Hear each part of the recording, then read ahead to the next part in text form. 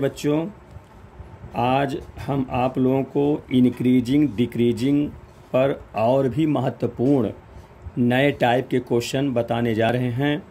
इसे आप लोग ध्यानपूर्वक समझिए और वीडियो को अंत तक देखिए, जिससे सारी बातें ठीक से समझ में आवे, है ना। कोई भी प्रॉब्लम हो तो कमेंट बॉक्स में आप सूचित भी करें। उसका पहला क्वेश्चन देखिए, find the value of k. Find the value of k for which, मैंने k का मान बताना है जिसमें for which the function f(x) is equal to kx cube minus 9kx square plus 9x plus 3 is strictly increasing. बेटा, इस increasing को हम एरो लगा के ऐसे ऊपर की एरो लगा दें तो ये भी आपकी इंक्रीजिंग कहलाएगा, और नीचे की ओर लगा दो डिक्रीजिंग कहलाएगा। शॉर्टकट में ऐसा कर देते हैं, strictly increasing on real number R. ठीक है, रियल नंबर आर पे है तो आपको के की वैल्यू फाइंड आउट करनी है। तो स्टूडेंट समझिए, ये क्वेश्चन कुछ अलग टाइप का इसलिए है क्योंकि पहले इसमें से हम डिफरेंशियल करके जो क्वाड्रेटिक क्वेश्चन बनता है उसके विषय में कुछ बताना चाहेंगे, है ना। या तो पहले डिफरेंशियल कर दी तब फिर बताता हूँ सॉल्व। देखो, इसका सबसे पहले डिफरेंशियल करोगे या आप डैश एक्स, कि ये होगा कि तो कांस्टेंट बाहर रहेगा, एक्स क्यूब है तो 3 पहले हो जाएगा, 3x स्क्वायर, फिर माइनस 9 और 2 पहले हो जाएगा तो 9 दूनी 18 हो जाएगा, है ना। 18kx हो जाएगा प्लस 9। ये एफ डैश से डिफरेंशियल हो गया। इसमें स्टूडेंट देखो 3 कॉमन भी है तो आप 3 कॉमन भी ले सकते हैं, तो ये kx स्क्वायर माइनस 3 6 18 6 हो जाएगा, 6kx प्लस 3 ये हुआ, इसका एफ डैश एक्स हुआ। अब स्ट्रिक्टली इंक्रीजिंग है तो वैल्यू ऑफ के यानी के का मान बताना है। तो यहाँ पर आप शर्त थोड़ा समझिए। हम जैसे देखिए, ये क्वाड्रेटिक इक्वेशन दिख रहा है ना, kx square minus 6kx plus 3। तो यहाँ कुछ आपको टेक्निक बताने जा रहे हैं कि शर्त ये है, if ax square plus bx plus c कोई क्वाड्रेटिक इक्वेशन हो अगर वो ग्रेटर देन 0 हो। ठीक है, ये क्वाड्रेटिक इक्वेशन पूरा है, इसको हम फंक्शन भी मान सकते हैं, ये f(x) है, इसी को हम y भी कह सकते हैं। दिस इज क्या है, y भी है, इसी को कहेंगे, ये y के बराबर होता है। तो ये ग्रेटर देन 0 है तो यहाँ पर x स्क्वायर का जो कोफिशिएंट है वो भी ग्रेटर देन 0 होना चाहिए। ये शर्त होती है इसके लिए, क्वाड्रेटिक इक्वेशन के लिए। जब पूरी वैल्यू अगर 0 है तो इसका मतलब जो x कोफिशिएंट है वो भी 0 से बड़ा होगा। अब जब 0 से बड़ा होगा तो उसके लिए डिस्क्रिमिनेंट जो d होता है वो लेस देन 0 होता है। ये शर्त आपको समझना है, इतनी बातें आप समझना है। इफ यानी या फिर ये बराबर लगा दिया हूँ, ध्यान दीजिएगा, डिफरेंशियल ना समझ लेना, ऐसे कर। चलो ये इसे यहाँ कर देते हैं, बराबर y इसको लेते हैं। ठीक है, इसको हटा देगा तो ये y मान ली, चाहे y का है चाहे फिर ये करना है। तो ये पूरा फंक्शन क्या हुआ, 0 से बड़ा हो तो जो कोफिशिएंट है एक्स स्क्वायर का वो भी 0 से बड़ा होगा, और उस केस में डिस्क्रिमिनेंट जो विविक्तिकर होता है वो 0 से कम होता है। ऐसा क्यों, इसके समझिए। जैसे कि हम आपको बता रहे हैं यहाँ पर ग्राफ के द्वारा, ये पूरा वैल्यू जो है क्वाड्रेटिक इक्वेशन द्विघात समीकरण होता है, उसका जो ग्राफ होता है वो स्टूडेंट परवलय होता है, परवलयाकार होता है। परवलयाकार हुआ, परवलय आप जानते हो, उसको समझो। और ग्रेटर है, इसका मतलब पूरा मान जो कि y भी होता है वो 0 से बड़ा, और 0 से बड़ा कहाँ मिले, ऊपर मिलेगा। ठीक, तो ऊपर से बड़ा मिलेगा, मतलब ये तो x अच्छा है, ये y अच्छा है, तो ऊपर मिलेगा, तो परवलयाकार आकार इस प्रकार बनेंगे। और स्टूडेंट ध्यान दें, x अक्ष को काटेगा नहीं वो, क्यों? क्योंकि पहली बात तो जीरो से बड़ा है, जो जीरो से बड़ा होगा तो ऊपर जाएगा वो। अगर यहाँ पे हम काट कर दें, एस पर टच करा दें, इसका मतलब हुआ डी का मान फिर लेस नहीं हो पाएगा।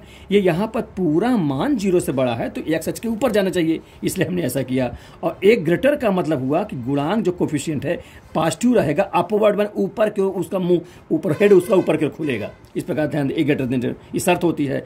और डी लेस देन जो हमने कह दिया कि विविध का जीरो होगा। इसमें आप पढ़े हो, हाई स्कूल में पढ़े हो कि सोल्यूशन कब होता है, जब कोई ग्राफ एक्स कट करता है।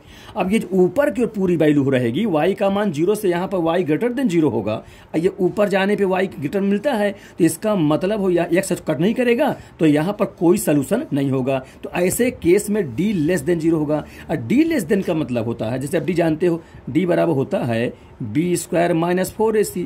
अगर ये मान निगेटिव आ जाएगा, लेस देन निगेटिव आ जाएगा, निगेटिव आ जाएगा तो रूट के अंदर जो डी होता है वो अंडर रूट का निगेटिव हो जाएगा। और निगेटिव का मतलब आयोटा आई कॉम्प्लेक्स हो जाएगा, इमेजरी फिर नहीं रह जाएगा, है ना। जब इमेजरी मतलब इमेजरी हो जाएगा, रियल नहीं रह जाएगा, तो ऐसे केस में ये शर्त आपको ध्यान रखना पड़ेगा। जब पूरा क्वाड्रेटिक इक्वेशन जीरो से बड़ा हो तो वहाँ पर एक्स उसका कोफिशिएंट भी जीरो से बड़ा होता है। ऐसे केस में उसका जो ग्राफ होता है अपवर्ड होता है, यानी एक्स अक्ष के ऊपर बनता है। अब ऐसे केस में डी लेस देन जीरो होता है, क्योंकि एक्स अक्ष को कट नहीं करेगा। और कट तो डी लेस देन रहेगा तो विविक्तकर जो होगा वो हमारा जीरो से कम रहेगा, तो वास्तविक वैल्यू नहीं निकल पाएगी। इसलिए प्यारे बच्चों ये शर्त समझिए इसको ठीक से, ठीक है। यहाँ पर ध्यान यही लगेगा, क्योंकि अभी स्टेट इंक्रीजिंग कह दिया है, अब डिक्रीजिंग का भी बता दूं तब आगे सवाल पर चलता हूँ। इसी में एक चीज और ध्यान दीजिए, यदि आपका वाई कहें चाहे एफ एस कहें, नंबर 2 इफ, ये फर्स्ट कंडीशन, ये second condition. If Y is equal to मान लिए A X square plus B X plus C, ये पूरा वैल्यू जो वाई कहें चाहे एफ एक्स कहें वो लेस देन जीरो हो, यानी जीरो से कम हो। तो जीरो से कम जो वाई का मान जीरो से कहाँ मिलेगा, एक्स अक्ष के नीचे मिलेगा। तो ऐसे कंडीशन पर जो एक्स कोफिशिएंट होता है ए है वो भी जीरो से कम होगा। जब जीरो से कम अर्थात निगेटिव होगा तो डाउनवर्ड होगा, उसका जो मुंह जो होगा हेड होगा नीचे की ओर होगा, और नीचे की ओर होगा और एक्स अक्ष को कट नहीं करेगा। ऐसे केस में वहां पर भी डी का मान जीरो से कम होगा। इसको भी समझ लीजिए ग्राफ से। ये पूरा मान y है, ये मूल बिंदु है, नीचे माइनस वाई होता है, ऊपर प्लस वाई होता है। जब जीरो से कम है और ए लेस देन जीरो रहेगा, ध्यान दीजिए पूरा जब जीरो से कम है तो एक्स कोफिशिएंट भी वो क्या निगेटिव रहेगा, ये कंडीशन है। तो निगेटिव तो चित्र कैसे बनेगा, पर वाले बनेगा, ऐसे बनेगा स्टूडेंट। और क्योंकि पूरा जीरो से कम है तो यहाँ टच नहीं करेगा, टच करेगा तो डी का मान फिर जीरो हो जाएगा, वो बाद में उसको भी बताऊंगा अभी आपको, पर ध्यान दीजिए। तो ये हो गया, तो ऐसे बनेगा। यहाँ पर ध्यान दें डी लेस देन यहाँ भी जीरो होगा, यानी रियल वैल्यू इसकी नहीं मिल पाएगी। तो ये दो कंडीशन आप समझे रहेंगे तो आपसे अच्छे से सब सवाल बन जाएंगे। इसीलिए मैंने कहा ये बहुत इंपॉर्टेंट चैप्टर है, इसको ठीक से पढ़ें। तो यहाँ पे देखिए ये हुआ। अब क्वेश्चन पर चलिए, अपने क्वेश्चन पर ध्यान दें। ये आपका ये है, इतना आया फैक्टर डिफरेंशियल करने पर, और ये स्ट्रिक्टली इंक्रीजिंग है। जब स्ट्रिक्टली इंक्रीजिंग है तो लिख देंगे फॉर स्ट्रिक्टली इंक्रीजिंग, ये एरो मैंने ऊपर लगा दिया, समझ जाना इंक्रीजिंग है। तो इंक्रीजिंग के लिए हम ये जो 3 तो कट जाएगा ना, के एक्स स्क्वायर माइनस 6 के एक्स प्लस 3, हाँ 3 भी लगा देता हूँ, ग्रेटर देन जीरो लिख दिया। अब 3 यहाँ भाग लगा दूँ, 3 कैंसिल हो जाएगा। अब आप इसमें देखो के का मान बताना है, तो ये तो पूरा जीरो से बड़ा हो रहा है, तो यहाँ पर जीरो से बड़ा, इसका मतलब के भी ग्रेटर देन जीरो हो जाएगा, पहली बात। और यहाँ पर ध्यान दो डी लेस देन जीरो होगा, है ना, क्योंकि पूरा मान बड़ा है तो ऊपर क्यों अपवर्ड होगा, एक्स अक्ष काटेगा नहीं तो डी जीरो हो रहेगा, काट देगा तो फिर डी की वैल्यू ग्रेटर हो जाएगी, वैल्यू सोल्यूशन हो जाएगा, एक्स रियल वैल्यू हो जाएगी, ये ध्यान दीजिएगा। तो यहाँ पर डी क्या होता है, B square minus 4ac less than zero. अब डी का मान रख करके निकाल लेंगे, ये ए है, यहाँ इतना बी है, ये सी है, रखिए। तो 6k का स्क्वायर करेंगे तो 36k स्क्वायर माइनस 4a का मान k है, c का मान 3 है, लेस देन जीरो। तो ये हो जाएगा 36k स्क्वायर मन चाहते हैं 12k लेस देन जीरो। 12 यहाँ तो कॉमन ले काट दीजिए, 12 3k स्क्वायर, 3k स्क्वायर, के भी कॉमन ले सकते हैं तो के भी आप कॉमन ले लीजिए, ये हो जाएगा तो 3k माइनस 1, ये हो जाएगा ठीक है स्टूडेंट, इस प्रकार से हो जाएगा लेस देन 0। तो 12 तो हट जाएगा, तो k into 3k minus 1 less than 0।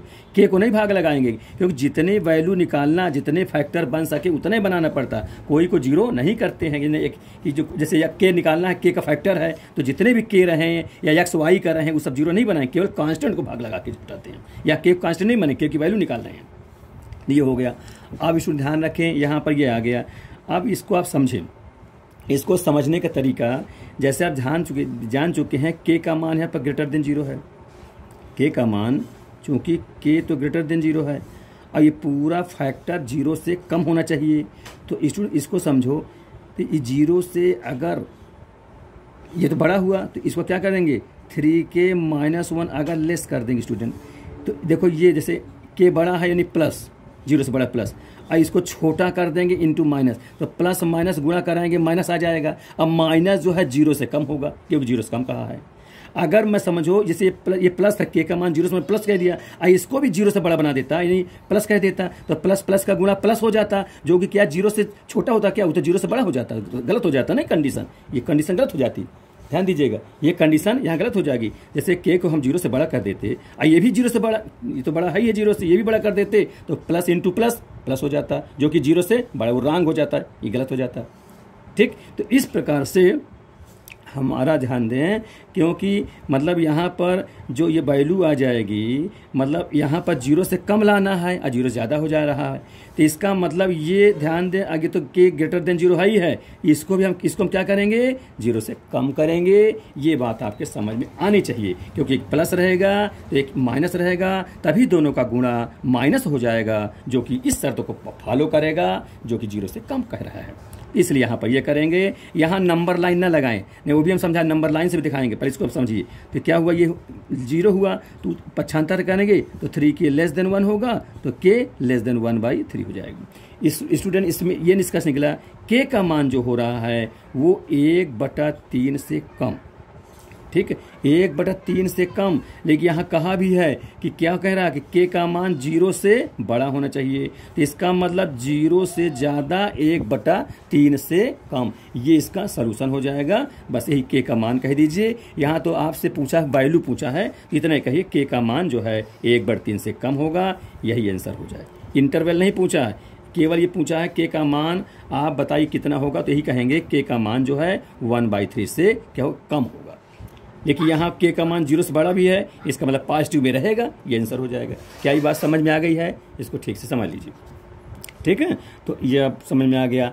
अब इसी के बाद क्वेश्चन नंबर आगे देखिए, इसी का क्वेश्चन नंबर हम 2 बताने जा रहे हैं, इसी से related.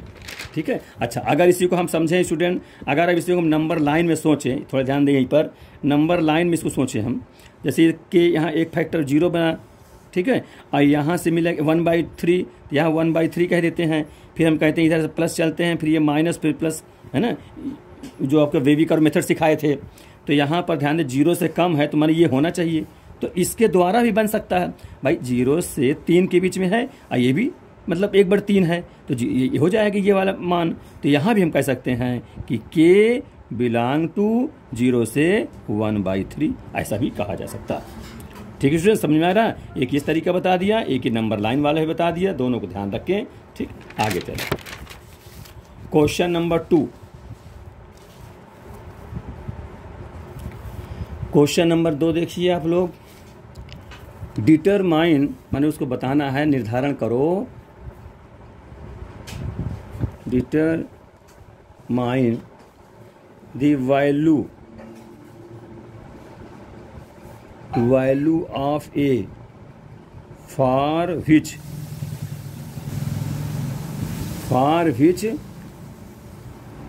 the function f(x) is equal a plus 2 into x cube minus 3ax square plus 9ax minus 1। ये अच्छे क्वेश्चन हैं, ये जेईई मेंस में भी आया हुआ है स्टूडेंट, ध्यान रखें। अच्छे क्वेश्चन मैं ढूंढ करके तुम लोगों को समझा सिखा रहा हूँ, जिससे तुम लोग इसमें इसके साथ साथ इंटर के साथ साथ कंपटीशन की तैयारी होती रहे आप लोगों की। ठीक, ये फंक्शन ये है, इतना है तो आप क्या है, डिक्रीज कर रहा है, ये डिक्रीजेज। अब डिक्रीजेज है तो डिक्रीजेज लिख दिया, नीचे एरो लगा दे, समझ जाया करिए, डिक्रीजेज हो गया। हाँ, for real value, for real value लिख दिया ऑफ यक्स, यक्स के रियल वैल्यू के लिए। ठीक है, जो हो गया, इसको आप समझें। यहाँ पर वहाँ के का मान बताया गया था, यहाँ ए का मान बताना है। फंक्शन गिवन है, डिक्रीजेज है फंक्शन, अभी इंक्रीज क्या है, डिक्रीज कह रहा हूँ। ठीक, डिक्रीज मतलब स्ट्रिक्टली डिक्रीजेज, स्ट्रिक्टली भी लगा देता हूँ, ये लिखिए for real value of x. ठीक है, तो समझिए इसको, फंक्शन लिखा है, सीधे फंक्शन का पहले डिफरेंशियल करेंगे। फंक्शन या फिर यक्स है, उसका डैश लगा देते हैं, अवकलन हो जाएगा। a+2 कांस्टेंट है, यक्स का क्या होगा 3x², इसका कितना हो 3 2 6 ax, इसका 9a, यक्स का 1 हो जाएगा, एक कांस्टेंट है 0 हो जाता है, जानते हो आप लोग डिफरेंशियल। चलिए, इसके बाद अब ये कह रहा है कि डिक्रीजेज है तो वैल्यू बताओ। अगर स्टूडेंट डिक्रीजेज है तो आप जानते हो क्या होता है, f dash x less than 0। ठीक है, इंक्रीजेज होता है ग्रेटर देन 0 होता है। अब ये लेस हमने स्ट्रिक्टली डिक्रीजेज है तो इक्वल नहीं लगाया, अब केवल डिक्रीज है तो इक्वल भी लगा देते। ठीक, ध्यान दीजिएगा। तो इसके स्थान में ये उतार देंगे, जिसमें 3 कॉमन है तो कॉमन भी ले चलेंगे। तो 3 कॉमन कर लिए हैं, ये हो जाएगा a+2 into x² minus 3 2 2ax plus 3a, ये कह देते हैं। इस प्रकार से लेस देन 0। अच्छा, अब ये हो गया, 3 का डिवाइड कर देंगे तो यहाँ 3 कट जाएगा। फिर इसके बाद देखिए हुआ क्या, a+2 into x² minus 2ax plus 3a less than 0। ये अब इसको समझिए, ये पूरा मान जो कि क्वाड्रेटिक में है, इसको हम y मान सकते हैं या f मान सकते हैं। तो ग्राफ से आप बताया गया है, जब पूरी वैल्यू 0 से कम है, इसका मतलब y का मान 0 से कम है, 0 y निगेटिव y कहाँ बनेगा, नीचे बनेगा। इस प्रकार से और डाउनवर्ड कहेंगे, ये मान जो है यहाँ a+2 लेस देन 0, जब पूरी वैल्यू 0 से कम हो तो x² का कोफिशिएंट भी 0 से कम होता है, कंडीशन है ये शर्त, क्योंकि पूरा मान 0 से कम हो रहा है। तो कम है, कम कब होता है, नीचे कब जाएगा, जब x² गुणांक भी निगेटिव हो जाएगा, जब डाउनवर्ड होगा नीचे को रहेगा, इसलिए शर्त है। तो यहाँ से 2 उधर कर देंगे तो क्या शर्त मिल जाएगा, a लेस देन -2, यानी एक शर्त ये भी मिला कि a का मान जो है -2 से कम होना चाहिए, ये कह रहा है।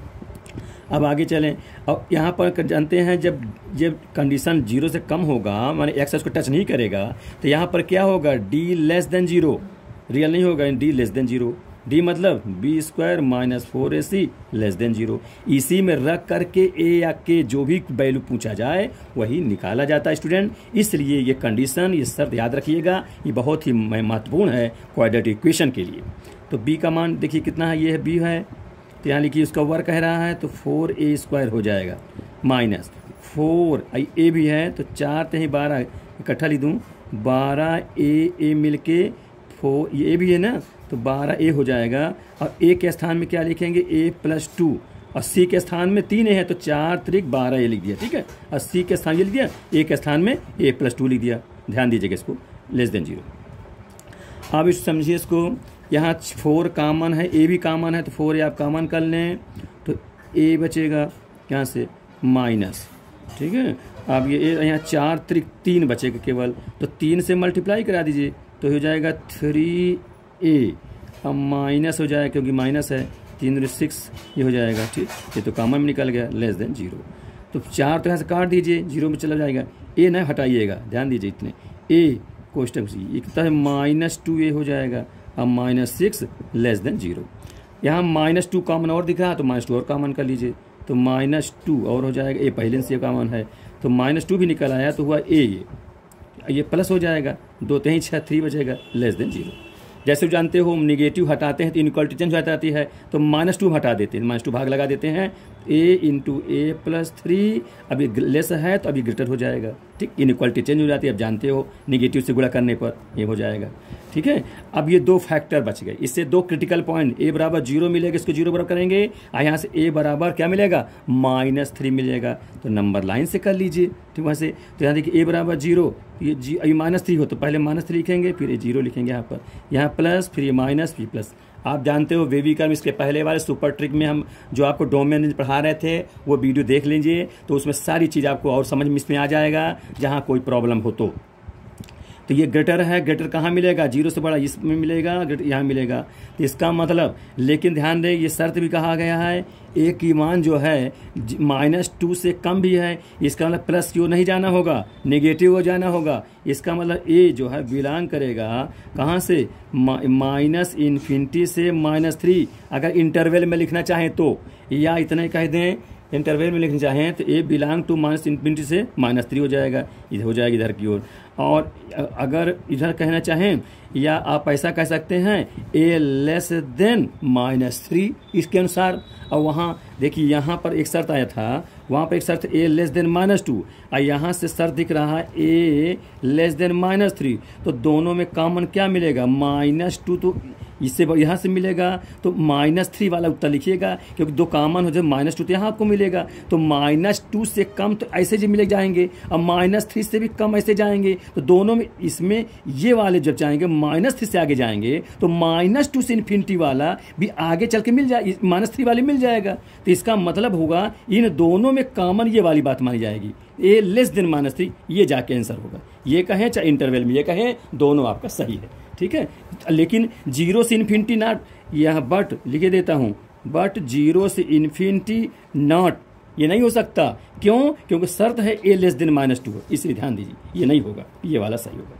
करेक्ट है। इस प्रकार से यह क्वेश्चन था प्यारे बच्चों। ये क्वालिफिकेशन बताया मैंने कि पूरा मान अगर 0 से कम है तो वहाँ एक्स कोफिशिएंट भी 0 से कम होता है और डिस्क्रिमिनेंट 0 से कम होता है, क्योंकि अपवर्ड डाउनवर्ड बनेगा और यह कट नहीं करेगा। तो यहाँ अगर सुनिए, अगर कट करता, मान लिया मैं टच के बता दूँ, अगर ऐसे टच करता ये, तो ऐसे कंडीशन में सिखाऊंगा अभी जब पॉलिनोमियल पढ़ाऊंगा तब। तो यहाँ पर डी स्टूडेंट 0 के बराबर कहते तो एक सोल्यूशन मिल जाता। और अगर स्टूडेंट ये कट करने लगता चाहे नीचे चाहे ऊपर, तो इसका मतलब दो यहाँ पर यहाँ दो उत्तर हो जाते हैं। तो ऐसे कंडीशन पर डी ग्रेटर देन 0 होता है। ठीक है, ये सब समझिएगा, आगे इसको बताऊंगा मैं। अभी यहाँ इस प्रकार पढ़ रहे हैं क्योंकि लेस देन ग्रेटर दे कह रहा है। ठीक है, अगला देखिए question.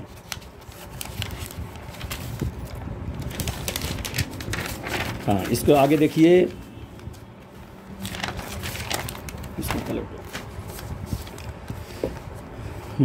Question number 3।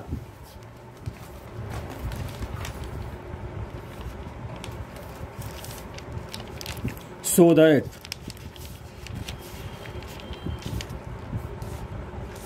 that the function f(x) is equal cos x is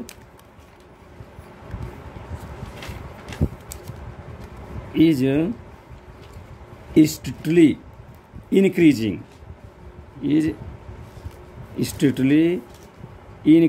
ये इंक्रीजिंग की निशानी मैं लगा दिया।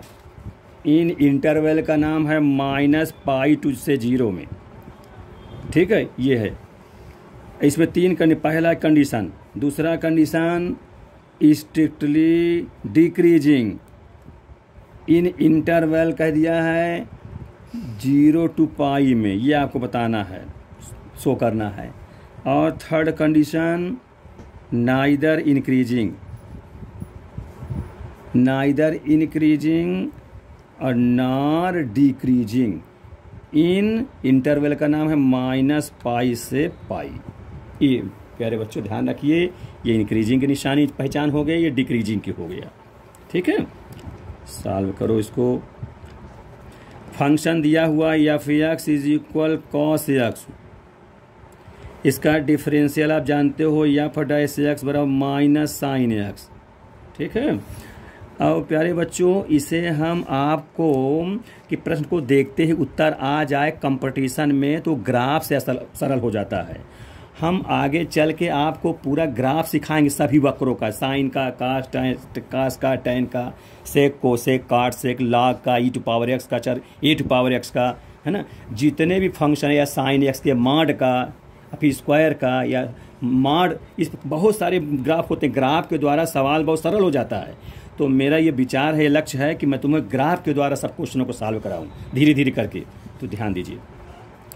तो स्टूडेंट ध्यान दें, पहले इसका ग्राफ देखिए। ये cos x फलन है। अब cos का ग्राफ आप जानते हो, पढ़ाया भी हूँ मैं हूँ। इसके पहले देखो 0 पर वैल्यू इसकी 1 होती है, तो यहाँ से उठेगा, क्यों 0 पर 1, यहाँ इतना एक माना जाए, ऐसे चलेगा। तो इस प्रकार से। और यहाँ पर 90 पर 0 होती है, x अक्ष पर जब आ जाए समझ लो पूरा फंक्शन y होगा। ये पूरा y है, ये 0 हो जाता है, यहीं पर 0 होगा, ऊपर नीचे चलता तब तो y का मान मिलता है, यहाँ पर हो जाएगा सर। फिर नीचे आएंगे, ऐसे चलेंगे, ठीक है, इस प्रकार। तो यहाँ तो ये हुआ 90, और यहाँ की तब क्यों आधा अंतराल है, ये 90 चलता है। अब पूरा आधा स्लोप यहाँ से यहाँ तक चले तो पूरा पाई का होता है। तो यहाँ तक करेंगे तो पाई 90 ये है, 90 ये मिलके पाई हो जाएगा। फिर यहाँ पर कितना होगा, 3 पाई/2 हो जाएगा। फिर इसी में जब ऊपर चलेंगे यहाँ तक जाएंगे स्टूडेंट, तो कितना 2 पाई हो, क्योंकि 90 और जोड़ लो तो इतना 2 पाई हो गया, समझे रहो इसको। तो माने जहाँ से चले उसी प्रकार क्या कि मिल जाए तो उसको एक परिक्रमा माने एक पीरियड बोलते हैं, बोलते हैं एक आवर्त, यानी पीरियड बोलते हैं। देखो यहाँ चला तो इसको ये हुआ, फिर ये हुआ, फिर ये हुआ। फिर इसका हम बताएंगे एरिया वगैरह चैप्टर में, समझो ये इतना एक होता है, 1/4 का, ये 1/4 हुआ, एक ये, और 2, ये आधा को 2 बोलते हैं, 2, 1 3, 1 4, इसका 4 एरिया हो जाता है क्षेत्रफल, 4 यूनिट स्क्वायर, 4 स्क्वायर यूनिट हैं। वो सब सिखाएंगे धीरे धीरे टेक्निकल से, जिससे आप सरल हो जाए। इधर भी देखिए, क्योंकि माइनस भी चलना है तो इधर भी आइए, तो यहाँ पर आएंगे, देखिए ऐसे इधर भी बनेगा। तो यहाँ पर क्या होगा, जितना आगे बढ़े उतना इधर बढ़े, थोड़ा ग्राफ ध्यान दीजिएगा। तो ये बाईं ओर है तो -90 हुआ, ये 0 होगा। फिर आगे बढ़ेंगे इस प्रकार, ऐसे आएंगे, है ना। तो यहाँ पर कितना होगा, ये यहाँ पर तो -पाई हो जाएगा, आगे या -3 पाई/2 हो जाएगा स्टूडेंट, ठीक है। इस प्रकार से बढ़ते जाएंगे। तो यहाँ पर ये -पाई में -1 होता है, जानते हो। ये 0 में 1 हुआ, 90 में 0 हुआ, पाई में यहाँ पर नीचे आएगा तो ये भी -1 हो जाता है, यहाँ फिर 0 हो जाएगा, यहाँ फिर 1 हो जाएगा। इस प्रकार से परिक्रमा चलता रहता है। ये प्यारे बच्चों cos x का ग्राफ है, cos x का ग्राफ, ठीक है, cos x। ये cos x ग्राफ ध्यान दें। अब इसको मैं चाहता हूँ कि बिना डिफरेंशियल करे इसको मैं ग्राफ के द्वारा बता दूँ, इंक्रीजिंग डिक्रीजिंग, कहाँ इंक्रीज करना है कहाँ डिक्रीज करना है, ये मेरा मकसद है, इसलिए ग्राफ बनाया। आप समझिए, पहला कहता कंडीशन की स्ट्रिक्टली इंक्रीजिंग कहाँ, -पाई से 0 में। देखो -पाई स्टूडेंट यहाँ है, -पाई और 0 यहाँ है ना, ये मैंने यहाँ मिलेगा। ये एंगल की बात होती है, ऊपर नीचे उसकी वैल्यू हो जाती है, तो एंगल तो यहाँ चलता है, यहाँ से चलता है, इसको ऐसे मानेंगे। तो ध्यान दो, यहाँ से आपका देखिए चल रहा है, यहाँ से ये चल रहा है, तो यहाँ से यहाँ तक लगातार बढ़ रहा है, स्ट्रिक्टली इंक्रीजिंग है, स्ट्रिक्टली, कहीं रुकावट नहीं, कहीं बराबर नहीं कि जितना ऐसे ऐसे स्थान जहाँ पर ना बढ़ रहा हो न घट रहा हो बराबर, तो वो होता है, मैंने वो स्ट्रिक्ट नहीं होता। लेकिन यहाँ तो लगातार बढ़ रहा है, इसलिए स्ट्रिक्ट कीजिए। तो इस ग्राफ से पता चल रहा है कि -पाई से 0, -पाई से या 0 में क्या हो रहा है, में स्ट्रिक्टली इंक्रीजिंग है, दिख रहा है ना, ग्राफ से पता चल रहा है। फिर आगे बढ़िए, ये नंबर फर्स्ट कंडीशन। फिर ये 0 है, फिर 0 से आप देखिए यहाँ ये 0 मानेंगे, ये ग्राफ ऐसे चल, ये आ रहा है, ठीक। ये फिर यहाँ ऐसे आता देखो, ये कम, ये भी यहाँ कम हुआ, फिर कम हुआ, यहाँ तक कम हुआ, यहाँ से फिर बढ़ना शुरू हो रहा है। तो इसलिए ये पाई है, यहाँ पर समझिए पाई है। इसका मतलब नंबर 2 कंडीशन हुआ, 0 से पाई में, देखो 0 से पाई में क्या हो रहा है, डिक्रीज हो रहा, घट रहा है ग्राफ, स्मूथली कमी हो रही है, बिल्कुल स्मूथ करते हुए, है ना, कहीं वैसा नहीं वक्र है, बिल्कुल लगातार घट रहा है। में क्या हो जाएगा, ये स्ट्रिक्टली डिक्रीजिंग, ये लिख दिया हमने, ये हाँ 0 से पाई, ये बता लिया, ग्राफ से पता चल रहा है। तो अब ये 2 हो गया। अब तीसरी कंडीशन ध्यान दीजिए, तो यहाँ देखिए -पाई से +पाई यहाँ तक हुआ ना, -पाई यहाँ है, +पाई यहाँ है, तो -पाई से, तीसरी कंडीशन -पाई से पाई में आप ध्यान दें, तो ये -पाई से पाई तक में देखिए, -पाई से 0 में तो बढ़ रहा है और 0 से पाई में घट रहा है। इसका मतलब हुआ, पहले समझ लो, -पाई से 0 तक में क्या हो रहा है, में इंक्रीज, ठीक है, हुआ माने ये इंटरवल को दो सब इंटरवल में तोड़ ले रहे हैं और दोनों में अलग अलग कंडीशन आ रही है। एक में इंक्रीजिंग हो रहा है -π से 0 में, और वह 0 से π में क्या हो रहा है, डिक्रीज हो रहा है। इसलिए स्टूडेंट यहाँ से -π से π में ना तो इंक्रीज होगा और ना डिक्रीज होगा, यानी नाइदर इंक्रीज और नार decrease.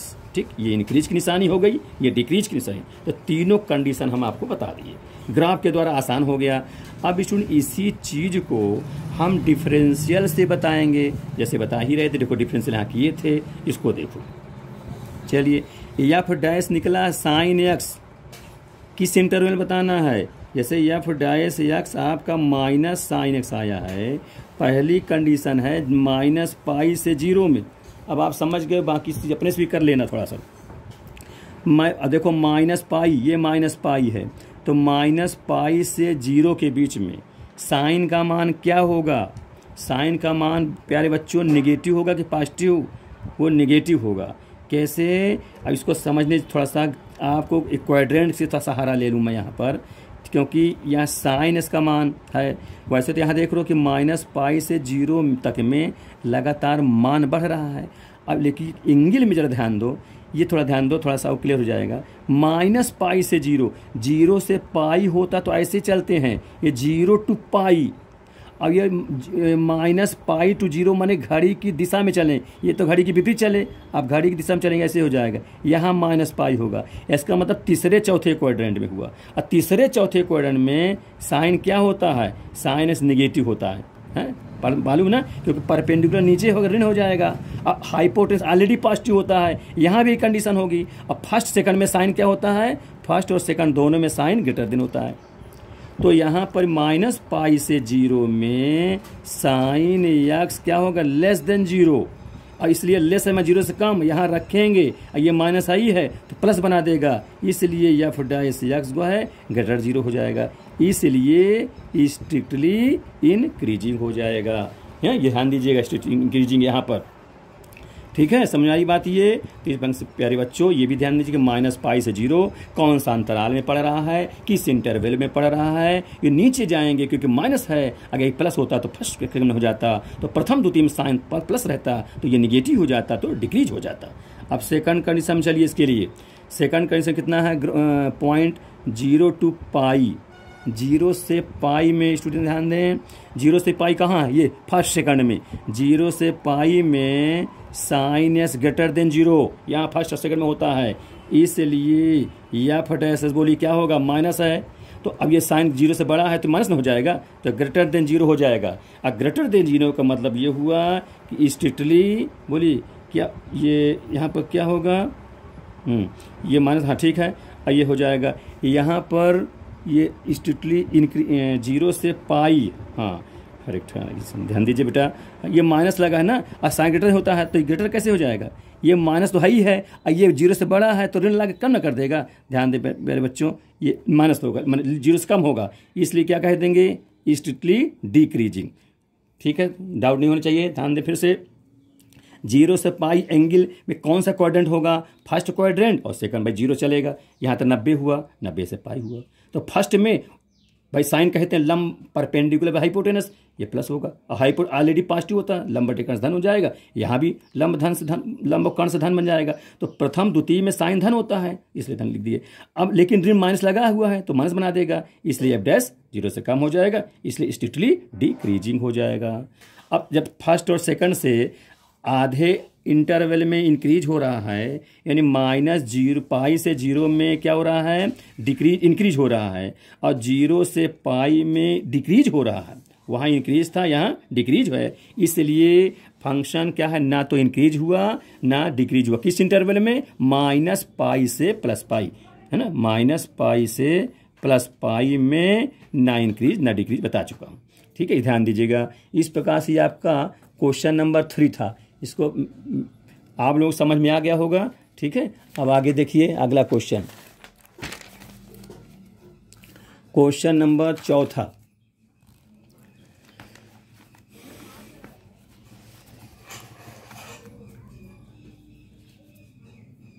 Question number 4, prove that interval बता दिया गया है इन इंटरवल किसमें 0 to 90। ये ट्रिग्नोमेट्रिकल फंक्शन ले रहा हूँ मैं, फंक्शन y कहें चाहे उसको हम f(x) कहें, ठीक है, अपने से बना सकते हैं इसको। ये हो जाएगा 4 sin theta divide by 2 plus cos theta है, और बगल में माइनस थीटा भी है। इज इनक्रीजेस, ये एरो लगा दिया समझ लीजिए इनक्रीजेस के लिए। तो इनमें क्या करना है, प्रूव दैट इन ये इंटरवल में ये फंक्शन जो हमारा ट्रिग्नोमेट्रिकल है इन क्या कर रहा है, इज है, ये इज इनक्रीजेस, इज ये प्रूव करना है, इज इंक्रीज बढ़ रहा है, इंक्रीज ये हो गया। अब समझिए, तो ऐसे केसेस ऐसे क्वेश्चनों को डिफरेंशियल से लगाएं, ठीक है। वैसे तो हम यहाँ पर ये भी कह सकते हैं आपको वही ग्राफ के द्वारा भी, जैसे समझ लीजिए 0 से 90 में स्टूडेंट ऑल पॉजिटिव होता है, ऑल ट्रिग्नोमेट्रिकल फंक्शन पॉजिटिव होता है, तो ये भी पॉजिटिव और ये भी पॉजिटिव, ठीक है। तो ये पॉजिटिव रहेंगे तो टोटल पॉजिटिव मिलेंगे, भले थीटा यहाँ लिखा हो तो ये पॉजिटिव रहें तो भाग हल करेंगे टोटल तो पॉजिटिव मिलेगा। इसे देखते ही पता चल रहा है कि इंक्रीज होगा। लेकिन आपको यहाँ प्रूव करना है कि यूपी बोर्ड एग्जाम में इसको हल करेंगे तो पूरा लिखेंगे डिफरेंस, तब तो पूरा नंबर पाएंगे। तो इसको डिफरेंशियल करके हल कर रहे हैं, तो लिखेंगे dy/dx इज इक्वल टू, अब यहाँ तो न्यूमरेटर हल करेंगे, है ना, क्योंकि न्यूमरेटर भी है डिनोमिनेटर में। चलिए इसको हल करिए, 4 कांस्टेंट बाहर कर देते हैं।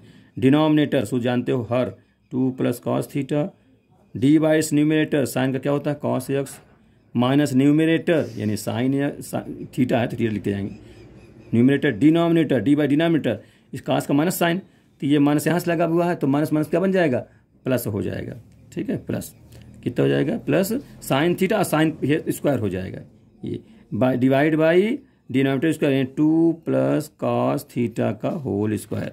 अब बगल में क्या है, थीटा का वैल्यू, तो थीटा का डिफरेंस थीटा के साथ ध्यान दीजिए बेटा, प्रश्न थीटा के सापेक्ष है तो यक्स के सापेक्ष नहीं करोगे, थीटा के सापेक्ष करेंगे, यक्स होता तब यक्स सापेक्ष, तो -1 हो जाएगा थीटा के साथ, ये ठीक। तो इस प्रकार से ये हुआ इतना, है ना। तो अब इसको समझिए, तो ये हर डिफरेंशियल कर दिया। अब इसको हम खोल देते हैं तो यहाँ कितना हो जाएगा, 4 कर देते इस प्रकार से, तो ये जाएगा खोलेंगे जब, तो ये हो जाएगा कितना 2 cos थीटा, और यहाँ करेंगे तो प्लस cos स्क्वायर थीटा, अब प्लस साइन स्क्वायर थीटा, ये मिल कितना हो जाएगा 1 बना दें तो 1 हो जाएगा, डिवाइड बाई इतना 2 प्लस cos थीटा का होल स्क्वायर, कोष्टक बंद, वायर -1 हो जाएगा ये। फिर आगे अब देखिए, इसके बाद क्या होगा, -1 तो एलसीएम करना पड़ेगा, एलसीएम कर लीजिए। तो एलसीएम का तो खोल देंगे इसको, तो 4 दूनी 8, ये हो जाए 8 cos थीटा प्लस 4, ये यहाँ जाएगा, और स्क्वायर भी है तो खोलते भी जाइए, तो कोष्टक लगा खोल रहा हूँ, तो 2 दिन इसका स्क्वायर 4, इसका कितना हो जाएगा, plus cos square theta plus 2ab यानी 4 cos थीटा, ठीक।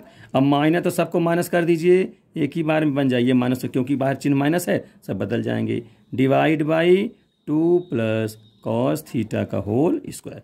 अब इसको ध्यान रखिए सब ये माइनस हो गए, इसमें जो कटने वाली काट दीजिए, तो देखिए 4 cos थीटा है, माइनस में ये प्लस है तो घट जाएगा, तो 4 cos थीटा हो गया, और ये +4 ये -4 कट जाएगा, ये हो जाएगा। अब माइनस कितना है, cos square theta divide by 2 plus cos theta का होल स्क्वायर, ये आपका हुआ dy/d थीटा कह देते हैं, है ना। इसी को हम y' भी कह सकते हैं या f' कह सकते हैं, ये हो। अब यहाँ स्टूडेंट देखिए कुछ कॉमन क्या है, cos थीटा कॉमन है तो कॉमन भी कर लीजिए, ये कॉमन कर दे रहा हूँ। cos थीटा कॉमन जब ले लेंगे तो हो जाएगा 4 minus cos theta divide by 2 plus cos theta का होल स्क्वायर, इतना जाके हो जाएगी ये, ठीक है। अब इसको इसके विषय में समझिए, अब बस यहाँ तक हो चुका है ये, अब इसके बाद कट नहीं सकता, तो आप समझिए किस इंटरवल में कह रहा है, इंटरवल दिया है 0 to 90 यानी फर्स्ट क्वाड्रेंट। अब फर्स्ट क्वाड्रेंट में यहाँ से लेके यहाँ तक में 0 यहाँ है 90 यहाँ है, तो 0 से 90 में ऑल ट्रिग्नोमेट्रिकल क्या होता है, पॉजिटिव होता है। तो यहाँ ये स्क्वायर है, स्क्वायर होने के नाते स्टूडेंट 2 प्लस जो cos थीटा है ये ग्रेटर देन 0, ये नीचे बात 0 बराबर नहीं कर सकते क्योंकि इनफाइनाइट हो जाएगा फिर। तो ये तो वर्ग है, इस कारण से वो ऑलरेडी 0 से बड़ा तो है ना। और यहाँ देखिए ऊपर वाले में cos थीटा फर्स्ट क्वाड्रेंट में पॉजिटिव होता है, इसमें देखिए 4 माइनस cos थीटा की मैक्सिमम वैल्यू कितनी होती है, 1 होती है, मिनिमम वैल्यू -1 होती है। तो ये फर्स्ट क्वाड्रेंट में ये ऑलरेडी पॉजिटिव होगा। अब पॉजिटिव क्या अधिकतम मान हम कितना मान सकते हैं, 1 मान सकते हैं, ठीक। तो ये भी 1 होगा, तो 4 में से 1 घटाएंगे अधिकतम तो 3 ही तो आएगा। इसका मतलब टोटल ये यहाँ लिख देंगे, यहीं पर इस अब लिख देंगे ये ग्रेटर देन 0 और cos थीटा ग्रेटर देन 0 और 4 minus cos theta also greater than 0। ये सब ये भी क्यों, first quadrant for first quadrant, इसलिए क्या लिख देंगे, ये ग्रेटर देन 0 हो जाएगा। इसलिए cos theta into 4 minus cos theta divide by 2 plus cos theta का होल स्क्वायर ग्रेटर देन 0। ये पूरा 0 हो जाएगा, ठीक। जब पूरा 0 हो जाए इसका मतलब क्या हुआ कि जो dy/d थीटा था वो ग्रेटर देन 0 हुआ, इसलिए फंक्शन क्या हुआ, इज इंक्रीजिंग। फंक्शन क्या है, इंक्रीजिंग हो जाएगा। ये इंक्रीजिंग कहाँ था, प्रूफ द इंक्रीजिंग करिए, तो हमने सिद्ध कर दिया ये इंक्रीज होगा, प्रूफ। ठीक प्यारे बच्चों, इसको लिख दीजिएगा। और स्ट्रिक्टली यहाँ पर कह सकते हैं स्ट्रिक्टली भी, क्योंकि इक्वल तो यहाँ पर नहीं है, इक्वल लग जाएगा, लगा सकते हैं इक्वल होता तब कहते, प्रश्न भी नहीं कहा गया है तो नहीं कह रहे हैं, ठीक है। आगे समझिए इस प्रकार। अगला क्वेश्चन,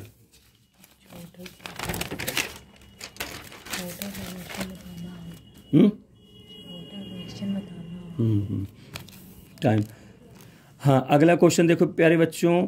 अब क्वेश्चन नंबर 6 है ना, क्वेश्चन बहुत हैं स्टूडेंट, जो इतना हो सके उतारा हूँ, फिर नेक्स्ट वीडियो में बताऊँगा। हाँ अगला क्वेश्चन नंबर 7, एक और बताता हूँ तुम लोगों को। हाँ, prove that function f(x) is equal to log x cube plus x⁻6 + 1 का रूट। ये क्या बताना है कि ये जो है स्ट्रिक्टली क्या है, इंक्रीजिंग है। ये स्टूडेंट बताना है स्ट्रिक्टली इंक्रीजिंग, ऐसा कह दिया क्वेश्चन द्वारा, prove that this is strictly increasing. तो प्यारे बच्चों सबसे पहले क्या करो, इसका डिफरेंशियल करोगे, ये लॉगरिथम है, इसको ग्राफ से लंबा है इसलिए लॉगरिथम करके लगाओगे, तो कितना हो जाएगा 1/x³ प्लस x⁻6 + 1 का रूट जानते हो, इतने का फिर से डिफ्रेंसिएशन है ना भाई, इसको t मानोगे log t होगा, तो 1/t × dt/ds डिफरेंशियल जानते हो तुम लोग। x³ कितना हो जाएगा, 3x² हो जाएगा। इसका रूट है ये 1/2 होता है, वो 1/2 पहले आएगा है ना, तो x⁻6 + 1 और जितना रहता है उससे कम, तो 1/2 में जब 1 घटाओगे तो -1/2 हो जाएगा, ये -1/2। फिर ध्यान दे, इसका फिर से अंदर वाले करते हैं ना इसको, क्योंकि t मानते हैं आप लोग, भाई चेन रूल पढ़े हो, तो x² क्या हो जाएगा × 6x⁵ और 1 का 0 हो जाएगा, इतना हो जाएगा। तो ये हुआ 1/ इतना, इसने फिर से कर दिया, तो इसको सावधानी समझिए। हाँ 2 × 9 2 2 × 6, ठीक है। तो अब इसमें कॉमन क्या है, 3x², देखो यहाँ 3 है, ये कॉमन, जो भी कॉमन कर लीजिए, तो 3x² कॉमन है, तो यहाँ 1 हो जाएगा, ये प्लस हो जाएगा, ये -1 नीचे कर देंगे। 3x² कॉमन है, तो यहाँ s घाते कितना स्क्वायर बच जाएगा, वो 3 कॉमन करेंगे, क्यूब है तो हाँ ठीक है, स्क्वायर कॉमन करेंगे तो क्यूब बच जाएगा, ठीक, ये हो जाएगा। और डिवाइड बाई 1 + x⁻6 का रूट, इस प्रकार से हो जाएगा। और ये अपना ये बगल में ये रहेगा x³ + x⁻6 + 1 का रूट, ठीक है, ये हो जाएगा। फिर ये कितना 3x² divide by x³ + x⁻6 + 1 का रूट, यहाँ एलसीएम ले लेंगे तो कितना हो जाएगा, ये हो जाएगा 1 + x⁻6 का रूट प्लस x³ और डिवाइड बाई 1 + रूट हो जाएगा, ठीक है स्टूडेंट, ध्यान दीजिए। ये टर्म सेम है, कट जाएंगे, तो कितना बचा 3x² डिवाइड बाई 1 + x⁻6 का रूट हो जाएगा। ये क्या चीज़ एफ डैश हो गया।